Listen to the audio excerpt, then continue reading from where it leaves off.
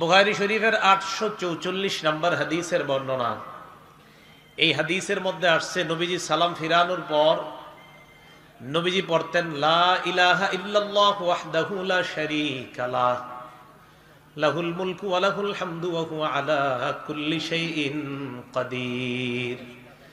নবীজি পড়তেন আল্লাহ ছাড়া কোনো ইলাহ নাই, একত্ববাদের স্বীকার করতেন, স্বীকৃতি দিতেন।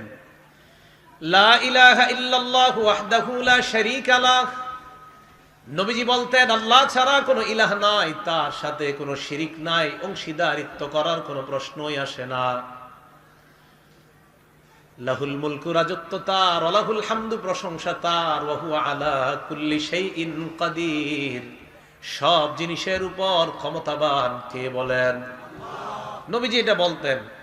বলার পর আল্লাহ নবী বলতেন আল্লাহুম্মা লা মানিআ লিমা আ'তাইতা ওয়া লা মু'তিয়া লিমা মানা'তা, আল্লাহ আপনি যা দেন তা বাধা দেওয়ার কেউ নাই, আপনি যা দেন না তা দেওয়ার কেউ নাই।